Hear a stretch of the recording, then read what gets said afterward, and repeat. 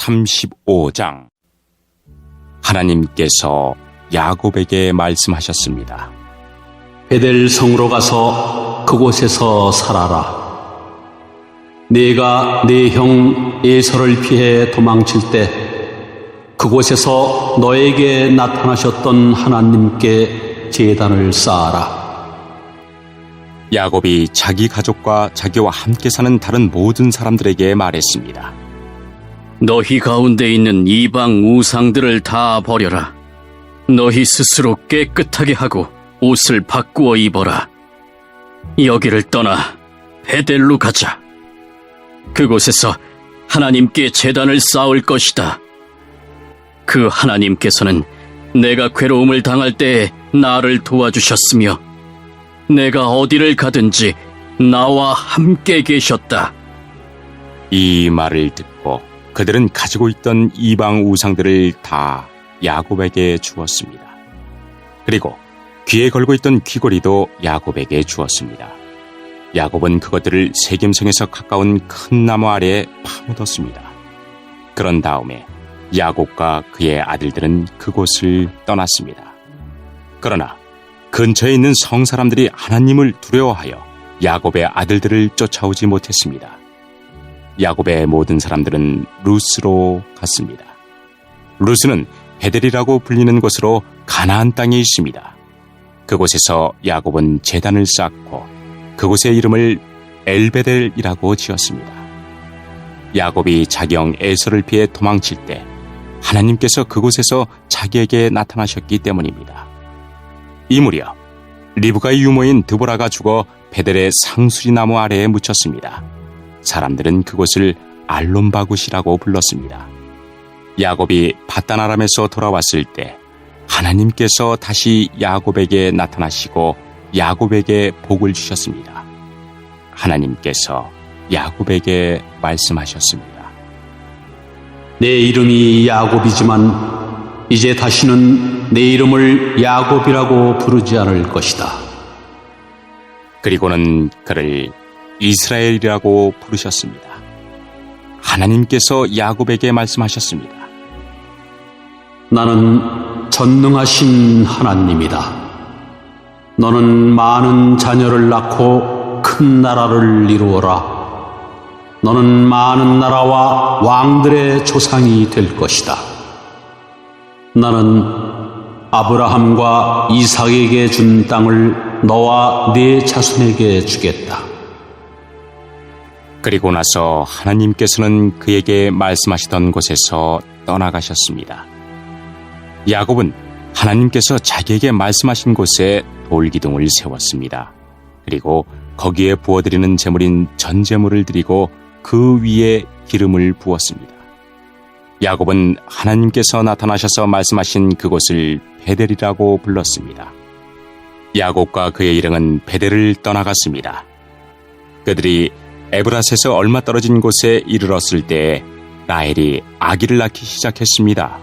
그런데 아기를 낳는 고통이 너무나 컸습니다. 라헬이 아기를 낳느라고 고통스러워하는 모습을 보고 산파가 라헬에게 말했습니다. 두려워하지 말아요. 또 아들을 낳게 될 거예요. 라헬은 아들을 낳고 죽었습니다. 라헬은 죽어가면서 그 아들의 이름을 베논이라고 지었습니다. 그러나 야곱은 그 아들의 이름을 베냐민이라고 불렀습니다.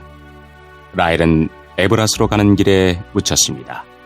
에브라스는 베들레헴입니다. 야곱은 라헬의 무덤에 돌기둥을 세웠습니다. 라헬의 무덤에 세워진 그 돌기둥은 지금까지 남아 있습니다. 이스라엘이라고도 부르는 야곱은 다시 길을 떠나 에델탑 맞은편에 장막을 쳤습니다. 이스라엘이 그 땅에 있을 때 르우벤이 이스라엘의 첩 비라와 함께 잤습니다. 이스라엘이 그 이야기를 들었습니다. 야곱에게는 12명의 아들이 있었습니다. 레아의 아들은 야곱의 첫째 아들 르우벤과 시므온, 레위, 유다, 이사갈, 수블론입니다. 라헬의 아들은 요셉과 베냐민입니다. 라헬의 몸종 비라의 아들은 단과 납달리입니다. 레아의 몸종 실바의 아들은 갓과 아셀입니다. 이들은 밧단 아람에서 태어난 야곱의 아들들입니다. 야곱은 기럇 아르바 근처 마므레에 있는 아버지 이삭에게 갔습니다. 그곳은 아브라함과 이삭이 잠시 머물러 살았던 헤브론이란 곳입니다. 그때 이삭의 나이는 180살이었습니다. 이삭은 목숨이 다하여 오랫동안 살다 조상들에게로 돌아갔습니다. 그래서 이삭의 아들 에서와 야곱이 이삭을 장사 지냈습니다. 36장. 에돔이라고도 부르는 에서의 자손은 이러합니다. 에서는 가나안 땅의 여자들을 아내로 맞아들였습니다. 에서는 햇사람 엘론의 딸 아다를 아내로 맞아들였습니다.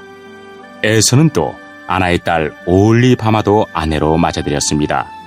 아나는 히위 사람 시브온의 아들입니다.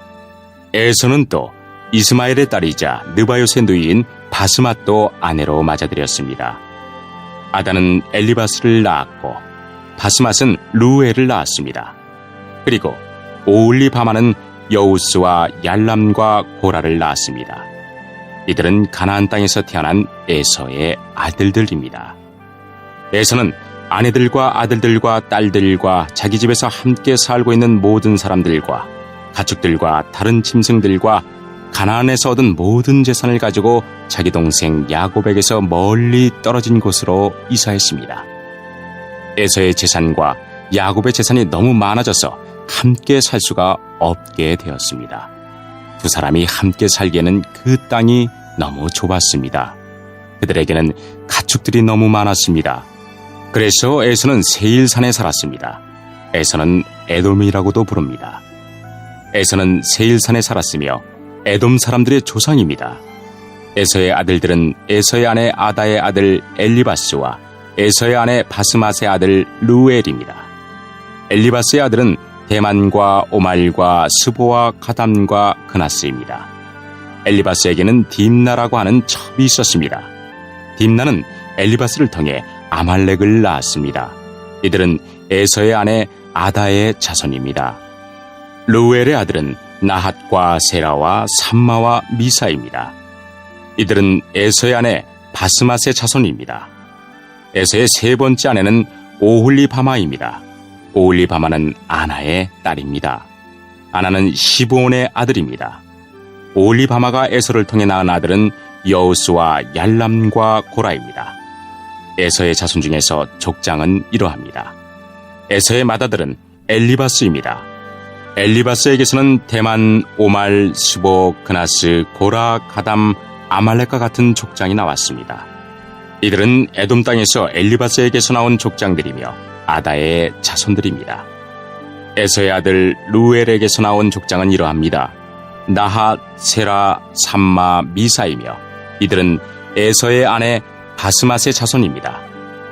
에서의 아내 오홀리바마에게서 나온 족장은 이러합니다. 여우스, 얄람, 고라이며 이들은 에서의 아내 오홀리바마의 자손입니다. 오홀리바마는 아나의 딸입니다. 이들은 에돔이라고도 부르는 에서의 자손이며 각 종족의 족장입니다. 에돔 땅에 살던 호리 사람 세일의 자손은 이러합니다. 로단, 소발, 시브온, 아나, 디손, 에셀, 디산이며 세일의 아들인 이들은 에돔 땅에서 호리 사람들의 족장이 되었습니다. 로단의 자손은 호리와 헤맘입니다. 로단의 누이는 딥나입니다. 소발의 자손은 아란과 마나핫과 에발과 스보와 오남입니다. 시브온의 자손은 아야와 아나입니다. 아나는 광야에서 자기 아버지의 나귀들을 돌보던 중에 온천을 발견한 사람입니다. 아나의 자손은 디손과 아나의 딸 오홀리바마입니다. 디손의 자손은 햄단과 에스반과 이드란과 그란입니다. 에셀의 자손은 비란과 사완과 아간입니다. 디산의 자손은 우스와 아란입니다. 호리 사람들의 족장 이름은 이러합니다. 로단, 소발, 시브온, 아나, 디손, 에셀, 디산입니다. 이들은 호리 사람들 집안의 조상입니다. 이들은 에돔 땅, 곧 세일에서 살았습니다. 이스라엘 사람들에게 아직 왕이 없을 때에 에돔 땅을 다스렸던 왕들의 이름은 이러합니다. 부올의 아들 벨라는 에돔 왕이었습니다. 벨라는 기나바성 사람이었습니다. 벨라가 죽자 세라의 아들 요밥이 왕이 되었습니다. 요밥은 보스라 사람이었습니다. 요밥이 죽자 후삼이 왕이 되었습니다. 후삼은 대만 땅 사람이었습니다. 후삼이 죽자 부닷의 아들 하닷이 왕이 되었습니다. 하닷은 모압 땅에서 미디안을 물리친 적이 있습니다. 하닷은 아위성 사람이었습니다. 하닷이 죽자 삼나가 왕이 되었습니다. 삼나는 마스레가 사람이었습니다. 삼나가 죽자 사울이 왕이 되었습니다. 사울은 유프라테스 강가의 르호봇 사람이었습니다. 사울이 죽자 악볼의 아들 바알 하나니 왕이 되었습니다. 악볼의 아들 바알 하나니 죽자 하달이 왕이 되었습니다. 하달은 바우성 사람이었습니다. 하달의 아내는 마드렛의 딸 무에다벨입니다. 마드렛은 메사합의 딸입니다. 에서에게서 나온 족장들을 종족과 지역에 따라 나누면 딥나, 아르와, 여뎃, 오올리바마, 엘라, 비논, 그나스, 대만, 밉살, 막디엘, 이람이며 이들은 에돔의 족장이었고 에돔 사람들의 조상은 에서입니다. 이 종족들의 이름이 곧 그들이 살던 지역의 이름이 되었습니다. 6장. 예수님께서 거기를 떠나 고향으로 가셨습니다. 제자들도 예수님을 따라갔습니다. 안식일이 되자 예수님께서 회당에서 가르치기 시작하셨습니다.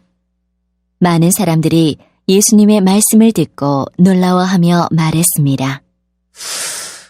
이 사람이 어디서 이런 것을 얻었을까? 이 사람에게 있는 지혜는 어떤 것인가? 이 사람이 손으로 일으키는 기적은 어떤 것인가? 그는 목수가 아니냐? 그는 마리아의 아들이고 야고보, 요세, 유다 그리고 시몬의 형이 아니냐? 그의 누이들도 우리와 함께 있지 아니하냐? 그러면서 사람들은 예수님을 배척했습니다. 예수님께서 그들에게 예언자가 고향과 친척과 자기 집을 제외하면 어느 곳에서나 존경을 받는다. 라고 말씀하셨습니다. 예수님께서는 몇 명의 환자에게 손을 얹어 고쳐주셨을 뿐 많은 기적을 일으킬 수 없었습니다. 예수님께서는 그들이 믿지 않음에 놀라셨습니다. 그 후 예수님께서 마을을 두루 다니시며 가르치셨습니다. 예수님께서 12제자를 불러 2사람씩 보내기 시작하셨습니다. 그리고 그들에게 더러운 귀신을 쫓는 권세를 주셨습니다. 예수님께서 제자들에게 명하기를 여행할 때는 지팡이 위에 아무것도 가지고 다니지 말고 빵이나 가방도 가지지 말며 주머니에 돈도 넣고 다니지 마라. 고 하셨습니다. 또한 신만 신고 옷도 2벌씩 탔지 마라. 고 하셨습니다. 예수님께서 이어서 말씀하셨습니다. 어느 집에 들어가든지 마을을 떠날 때까지 거기 머무르도록 해라. 너희를 받아들이지 않거나 말씀에 귀를 기울이지 않으면 그곳에서 나올 때 신발에 묻은 먼지를 털어버려서 그들에게 증거로 삼아라. 제자들은 가서 사람들에게 회개하라고 전하였습니다. 또 많은 귀신들을 쫓아내고 많은 환자들에게 기름을 부어 병을 고쳐주었습니다. 예수님의 이름이 널리 알려져서 헤롯 왕도 예수님의 소문을 들었습니다. 사람들은 세례자 요한이 죽은 사람들 가운데서 살아난 거야. 그러니까 이런 기적이 그분에게서 나오는 거야. 하고 말했습니다. 어떤 사람들은 이렇게도 말했습니다. 그분은 엘리야다. 또 다른 사람들은 그분은 옛날에 있었던 예언자와 똑같은 예언자야. 라고 말했습니다. 헤롯이 이런 소리를 듣고 말했습니다. 내가 목을 잘라 죽인 요한이 다시 살아났구나. 예전에 헤롯은 요한을 잡아오게 하여 감옥에 가두어 둔 적이 있었습니다. 이는 헤로디아와 관련된 일로 헤롯이 자기 동생 빌립의 아내인 헤로디아를 아내로 삼아버렸기 때문이었습니다. 요한은 헤롯에게 자기 동생의 아내를 자기 아내로 삼는 것은 옳지 않습니다. 라고 말하곤 하였습니다. 그래서 헤로디아는 요한을 미워하였습니다. 헤로디아는 요한을 죽이고 싶었지만 그럴 수 없었습니다. 그것은 요한이 의롭고 거룩한 사람이란 것을 아는 헤롯이 요한을 두려워했기 때문입니다. 그래서 요한을 살려두었습니다. 요한의 말이 듣기엔 괴로웠지만 그의 말을 즐겨 들었습니다. 그런데 요한을 죽일 수 있는 좋은 기회가 왔습니다. 자기 생일에 헤롯은 고관들과 천부장들, 갈릴리의 귀빈들을 초청해서 잔치를 베풀었습니다. 헤로디아의 딸이 춤을 춰서 헤롯과 잔치에 참여한 손님들을 즐겁게 해주었습니다. 그래서 헤롯 왕이 소녀에게 말했습니다. 내가 원하는 것을 말해라. 그러면 그것을 선물로 주겠다. 헤롯은 내가 무엇을 달라고 하든지 다 주겠다. 내 나라의 절반이라도 말이다. 하고 맹세했습니다. 소녀는 자기 어머니에게 가서 무엇을 달라고 할까요? 하고 물었습니다. 그러자 어머니가 대답했습니다. 세례자 요한의 머리를 달라고 해라. 소녀는 즉시 왕에게 돌아가서 바로 이 자리에서 세례자 요한의 머리를 쟁반에 담아주세요. 하고 요청했습니다. 왕은 매우 괴로웠지만 자기가 한 맹세 때문에 그리고 잔치에 참여한 손님들 때문에 소녀의 요청을 거절할 수 없었습니다. 왕은 곧바로 시위대 군인을 보내 요한의 머리를 가져오라고 했습니다. 군인은 가서 감옥에 있던 요한의 머리를 잘랐습니다. 그리고 쟁반에 담은 그의 머리를 가져와 소녀에게 주었고 소녀는 그것을 자기 어머니에게 가져다 주었습니다. 요한의 제자들이 이 소식을 듣고 가서 요한의 시체를 가져다가 무덤에 묻었습니다. 사도들이 예수님께로 돌아왔습니다. 그리고 자신들이 했던 일과 가르쳤던 것을 모두 예수님께 말씀드렸습니다. 예수님께서 말씀하셨습니다. 외딴 곳으로 따로 가서 잠시 쉬도록 하라. 이렇게 말씀하신 것은 오고 가는 사람들이 너무 많아 예수님과 사도들이 식사할 시간조차 없었기 때문입니다. 그래서 그들은 외딴 곳으로 배를 타고 갔습니다. 그러나 떠나는 모습을 보고 사람들이 그들인 줄 알아챘습니다. 그래서 사람들은 여러 성읍에서 길을 따라 함께 달려가서 그들보다 먼저 그곳에 이르렀습니다. 예수님께서 배에서 내리시면서 많은 사람들을 보셨습니다. 예수님께서는 그들을 불쌍히 여기셨는데 그것은 그들이 마치 목자 없는 양과 같았기 때문입니다. 예수님께서는 그들에게 많은 것을 가르쳐 주셨습니다. 이미 날이 저물었습니다. 제자들이 예수님께 와서 말했습니다. 이곳은 빈들이고 시간도 너무 늦었습니다.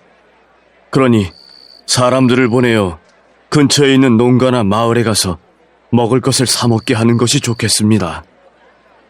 그러나 예수님께서 대답하셨습니다. 너희가 먹을 것을 주어라. 그들이 예수님께 말했습니다. 그러면 우리가 가서 200데나리온어치의 빵을 사서 먹이라는 말씀이십니까? 예수님께서 그들에게 물으셨습니다. 너희가 가진 빵이 얼마나 되는지 가서 알아보아라. 그들이 알아보고 나서 말했습니다. 빵 5개와 생선 2마리가 있습니다. 예수님께서 사람들에게 무리를 지어서 풀밭에 앉으라고 하셨습니다. 사람들은 100명 혹은 50명씩 떼를 지어 앉았습니다. 예수님께서 빵 5개와 생선 2마리를 들고 하늘을 우러러보시며 감사 기도를 드리셨습니다. 그리고 제자들에게 빵을 떼어서 나누어 주도록 했습니다. 그리고 생선 2마리도 나누어 주셨습니다. 모든 사람들이 배불리 먹었습니다. 제자들은 12광주리에 남은 빵 조각과 물고기를 거두어 드렸습니다. 빵을 먹은 남자 어른은 5,000명이었습니다. 예수님께서 제자들에게 배를 타고 호수 건너편에 있는 벳세다로 먼저 가 있으라고 말씀하셨습니다. 그동안에 예수님께서는 사람들을 집으로 보내셨습니다. 사람들을 보내신 후 예수님께서는 기도하러 산에 올라가셨습니다. 밤이 되었는데 배는 여전히 호수 위에 있었고 예수님께서는 홀로 뭇에 계셨습니다. 바람이 불어와 제자들이 노를 젓느라고 애를 쓰고 있었습니다. 이 모습을 보시고 예수님께서 새벽 3시에서 6시 사이에 호수 위를 걸어오셨습니다. 그리고 제자들을 지나쳐 가시려고 하셨습니다.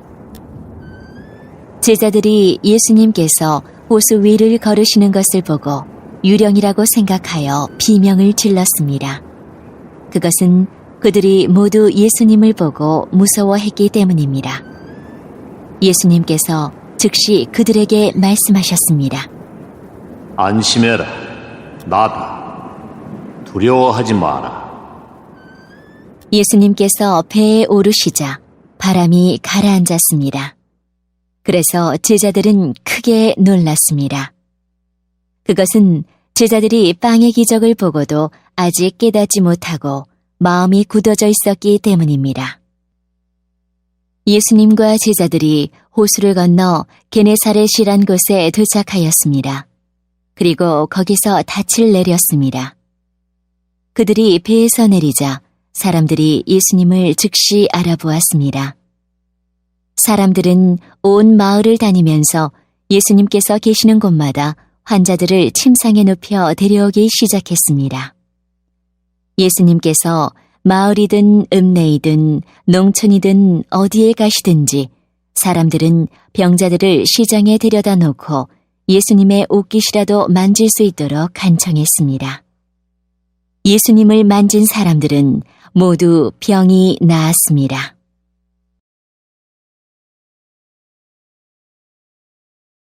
(2장) 어느 날 천사들과 사탄이 또 여호와 앞에 섰습니다. 여호와께서 사탄에게 네가 어디에서 왔느냐? 하고 물으시자 사탄이 세상을 두루 돌아다녔습니다. 라고 대답했습니다. 여호와께서 사탄에게 말씀하셨습니다. 네가 내 종 욥을 주의하여 보았느냐? 욥처럼 흠없고 정직하며 하나님을 경외하고 죄를 미워하는 자는 세상 어디에도 없다. 네가 아무런 이유 없이 나를 자극하여 그를 해치고자 했으나 그가 오히려 신앙을 튼튼히 붙들고 있지 않느냐. 그러자 사탄이 여호와께 대답하였습니다. 가죽은 가죽으로 바꿉니다. 사람은 자기의 목숨을 구하는 일이라면 무엇이든 내놓게 됩니다. 이제 주께서 그의 뼈와 몸을 병들게 해보십시오. 그러면 그가 주님을 똑바로 쳐다보며 저주할 것입니다. 여호와께서 사탄에게 대답하셨습니다. 좋다. 그를 내 마음대로 해도 좋다. 그러나 그의 생명만은 건드리지 마라. 사탄이 여호와 앞에서 물러나 욥을 쳐서 그의 발끝에서 머리끝까지 온몸에 종기가 나게 했습니다. 그는 잿더미에 앉아 기와 조각을 주어서 온몸을 긁었습니다. 그때 욥의 아내가 그에게 말했습니다. 그래도 당신은 신앙을 지킬 것입니까? 차라리 하나님을 저주하고 죽어버려요! 욥이 그녀에게 대답했습니다. 당신은 어리석은 여자들처럼 말하는군요. 우리가 하나님께 복을 받았는데 재앙인들 못 받겠소. 이 모든 일에도 욥은 입술로 범죄하지 않았습니다. 욥의 세 친구인 대만 사람 엘리바스, 수아 사람 빌닷, 나아마 사람 소발은 욥이 당한 모든 재앙들을 듣고 집을 떠나 함께 모여 욥을 위로하기로 했습니다. 그들은 멀리서 욥을 바라보았지만 알아볼 수가 없었습니다. 욥의 친구들은 크게 울부짖으며 각자 자기의 겉옷을 찢고 티끌을 머리 위에 뿌렸습니다. 그들은 7일 밤낮을 욥과 함께 땅에 앉아 있었지만 그의 고통이 너무나 커 보여 그에게 한마디도 하지 못했습니다. 6장. 그러면 우리가 무슨 말을 더 하겠습니까? 은혜를 더하게 하려고 계속 죄를 지어야 하겠습니까? 절대로 그럴 수 없습니다. 죄에 대하여 죽은 우리가 어떻게 죄의 가운데서 살 수 있겠습니까? 여러분은 우리가 그리스도 예수와 연합하는 세례를 받았을 때에 그분의 죽음과 연합하는 세례를 받았다는 사실을 알지 못합니까? 그러므로 우리가 죽음에 이르는 세례를 받음으로 그리스도와 함께 묻힌 것은 그리스도께서 아버지의 영광으로 죽은 자들 가운데서 살아나신 것처럼 우리도 새 생명 가운데서 살기 위함입니다. 우리가 그리스도와 연합하여 그분의 죽음에 참여하였다면 그분과 연합하여 그분의 부활에도 참여할 것이 확실합니다. 우리는 우리의 옛사람이 그리스도와 함께 십자가에 못 박혀 죄의 몸이 무력하게 되었으므로 우리가 더 이상 죄의 노예가 되지 않는다는 것을 압니다. 그것은 죽은 사람은 죄의 세력에서 해방되었기 때문입니다. 우리가 그리스도와 함께 죽었다면 또한 그리스도와 함께 살아날 것도 믿습니다. 그리스도께서는 죽은 자들 가운데서 살아나셨기에 다시는 죽는 일이 없어 죽음이 그분을 지배하지 못한다는 것을 우리는 압니다. 그리스도께서 죽으신 것은 죄에 대해서 단번에 죽으신 것이며 그리스도께서 다시 살아나신 것은 하나님께 대하여 살아나신 것입니다.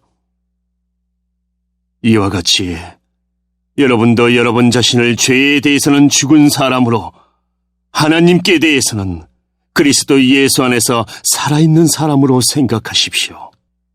그러므로 죽게 될 여러분의 몸에 죄가 왕노릇하여 몸의 욕심을 따라 살지 않도록 하십시오. 또한 여러분의 몸을 불의를 행하는 도구로 죄에게 내어주지 말고 죽은 자들 가운데에서 살아난 자들답게 여러분의 몸을 의를 행하는 도구로 여러분 자신을 하나님께 드리십시오.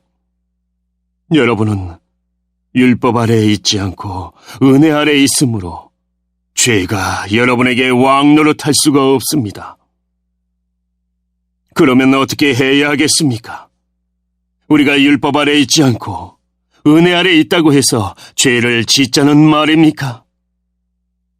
절대로 그럴 수는 없습니다. 여러분이 어떤 사람에게 복종하여 여러분 자신을 그 사람에게 바치면 여러분은 그 사람의 종이 된다는 것을 알지 못하십니까? 여러분은 죽음에 이르는 죄의 종이 될 수도 있고 의에 이르는 순종의 종이 될 수도 있습니다. 그러나 하나님께 감사할 것이 있습니다. 여러분이 전에는 죄의 종이었으나 전수받은 가르침에 본해 전심을 다해 복종함으로써 죄로부터 해방되어 의의 종이 되었습니다. 여러분의 육신이 연약하기 때문에 일상적인 말로 예를 들어 말하겠습니다. 여러분이 전에는 여러분의 몸을 더러움과 불법의 종으로 들여 불법을 행했습니다. 그러나 이제는 여러분의 몸을 의의 종으로 들여 거룩함에 이르십시오. 전에 여러분이 죄의 종이었을 때는 의의 다스림을 받지 않았습니다. 그때 여러분이 얻은 열매는 무엇입니까? 지금에 와서 부끄러워하는 그 일들의 마지막은 사망이었습니다. 그러나 이제는 여러분이 죄에서 해방되어 하나님의 종이 되었습니다. 그리하여 거룩함에 이르는 열매를 맺고 있습니다. 그 일의 마지막은 영생입니다. 죄의 대가는 죽음이지만 하나님의 선물은 우리 주 예수 그리스도 안에 있는 영생입니다.